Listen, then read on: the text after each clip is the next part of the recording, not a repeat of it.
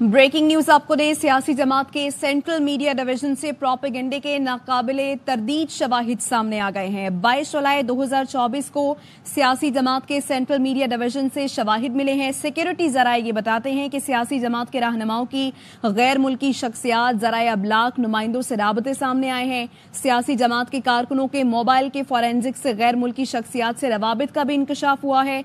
रऊफ हसन और आलमी जरीदे इंटरसेप्ट के सहाफी में व्हाट्सएप राबते हुए हैं। रऊफ हसन का सहाफी जो है उनसे बाकायदा राबता जनवरी 2024 को हुआ था। सिक्योरिटी जराये ये बताते हैं कि 21 जनवरी 2024 को रऊफ हसन ने रायन ग्रम के सियासी जमात के वर्चुअल कन्वेंशन में शिरकत की और उनके खिताब पर दाद भी दी थी। जराये ये भी बताते हैं कि रऊफ हसन ने रायन ग्रम को सियासी जमात से राबते कायम रखने का कहा और सिक्योरिटी जराये बताते हैं कि रऊफ हसन और रायन ग्रम के दरमियान राबते मुख्तलिफ उमूर पर जारी रहे।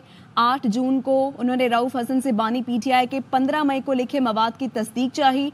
सिक्योरिटी जराये ने बताया कि रायन ग्रम ने पूछा कि आगे मवाद आपका तहरीर करदा है, हम आपका नाम जाहिर नहीं करेंगे, जिस पर जवाब के लिए रऊफ हसन ने रायन ग्रम के साथ बजरिया व्हाट्सएप कॉल पर राबता किया और गुज़श्ता कुछ अरसे से सियासी जमात के हक में मुतादिद आर्टिकल्स लिख चुका हूं। रायन ग्रम की जानिब से कहा गया कि आर्टिकल्स का मकसद पाकिस्तान और रियासती इदारों के खिलाफ प्रोपेगेंडा करना है।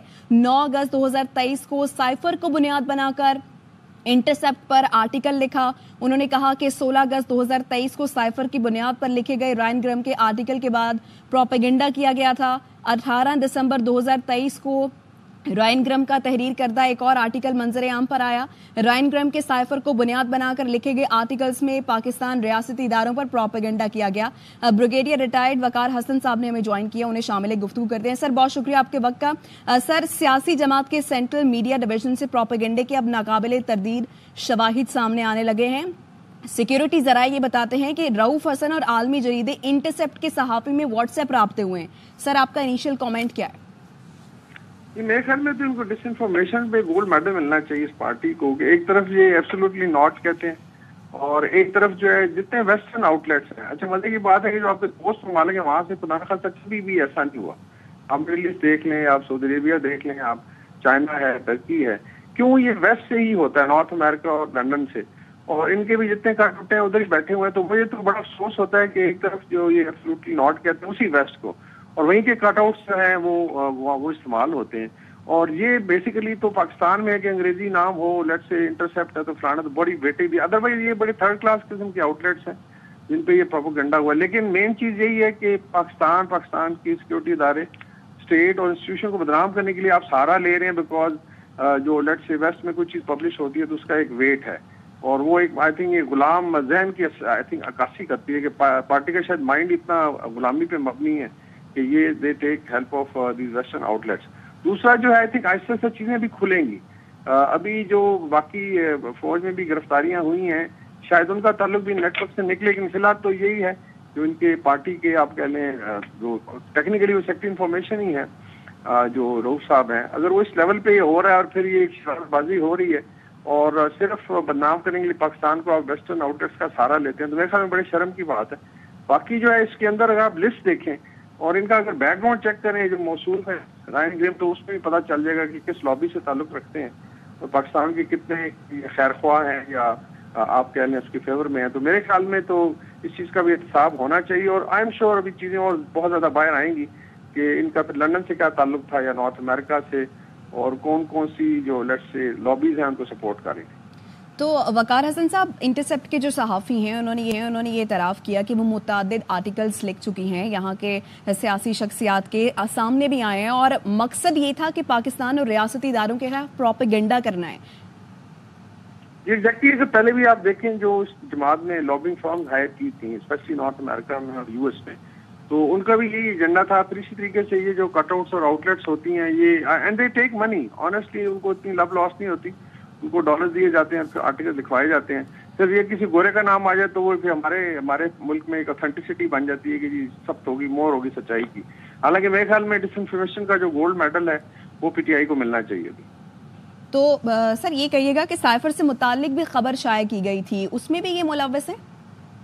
जी बिल्कुल, अभी तो देखें ना, इसमें चीजें जब लिंक होंगी तो इसका मतलब है कि साइफर का पूरा जो नैरेटिव था, एक तो वो झूठ पे मबनी था, نمبر 2 پھر ایسے کٹ آؤٹس جو ہیں جو پاکستان کو بدنام کرتے اس کا سہارا لیجیے. اور پھر اگر آپ دیکھیں اس کو جو پھر ریزونیٹ کیا انڈین میڈیا نے, آپ جائیں گے جو بھی سرپرائز کے انٹرسیپٹ ہو گیا یا باقی جو ان کے وی لاگرز باہر بیٹھے ہوئے ہیں نارتھ امریکہ اور لنڈن میں, وہ کتنا زیادہ انڈین میڈیا ریزونیٹ کرتا ہے. اور ایسے لگتا ہے کہ شاید یہ پارٹی ہے بلکہ شاید را کی آؤٹ لیٹ ہے پاکستان میں کھلی, انیڈورٹنٹلی یا جان بوجھ کے آئی تھنک یہ کیا جا رہا ہے. اور میرے خیال میں انویسٹیگیشن میں بھی بہت ساری چیزیں سامنے آنی ہیں. یہ تو ٹپ آف دی آئس برگ ہے, ابھی چیزیں مزید کھلیں گی. تو سر یہ بتائیے گا کہ آپ کو کیا لگتا ہے کہ اس قسم کے آرٹیکلز کا مقصد کیا ہے؟ یہ مقصد تو مینلی ایک تو عوام کو مایوس کرنا ہے, ڈس انفارمیشن پھیلانا ہے. پھر جو اسالٹ ہوا ہے اسٹیٹ پہ اس کی کیئر کرنا. آئی ایم شیور اس کی اگر آپ ہسٹری دیکھیں تو یہ 9th میں پہلے بھی ہو رہا تھا, اور پھر ایون 9th میں آنورڈ جو ہے جتنا بھی بیانیہ بنایا گیا اس کے اندر انہوں نے پارٹیسپیٹ کیا. تو ultimately it is to undermine people of Pakistan کی اسٹیٹ کو کمزور کرنا ہے اور پھر ایک جواز گھڑنا ہے اور کیوس پھیلانا ہے. بیسیکلی تو انتشار کی سیاست ہے کہ انتشار ہو, لوگ پریشان ہو اور پاکستان سے ڈس اوبیڈینٹ ہو جائے. آئی ڈونٹ نو کس قسم کی خدمت ہے جو پاکستان کی جا رہی ہے. تو ڈس انفارمیشن جو ہے الٹیمیٹلی مطلب ملک کے خلاف ہی ہے بیسیکلی. تو آئی وڈ سے کہ یہ it's part of same conspiracy. تو بریگیڈیئر صاحب یہ کہیے گا کہ آپ سمجھتے ہیں کہ قومی سلامتی متقاضی ہے کہ ان تمام حقائق کی فوری جلد سے جلد اس کی جانچ پڑتال کی جائے؟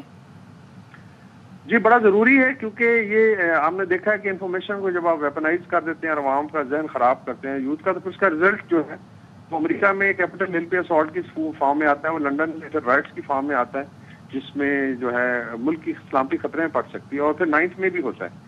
اور اسی طریقے سے اگر آپ بنو کا دیکھیں جو ڈرامہ کیا گیا یا گوادر میں یہ رنگ باز بلوچ کر رہی ہیں وہ کر رہی ہیں, تو basically it is I think same.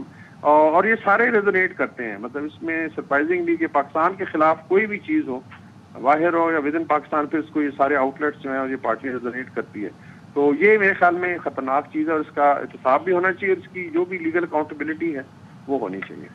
ٹھیک ہے, بریگیڈیئر ریٹائرڈ وقار حسن صاحب ہمارے ساتھ موجود تھے. آپ کے وقت کا بہت شکریہ. تو سیاسی جماعت کے سینٹرل میڈیا ڈویژن سے پروپیگنڈے کے ناقابل تردید شواہد سامنے آنے لگے ہیں. سیاسی جماعت کے رہنماؤں کی غیر ملکی شخصیات, ذرائع ابلاغ, نمائندوں سے رابطے سامنے آئے ہیں. سیکیورٹی ذرائع یہ بتاتے ہیں کہ سیاسی جماعت کے کارکنوں کے موبائل کے فورینزک سے غیر ملکی شخصیات سے روابط کا انکشاف ہوا ہے.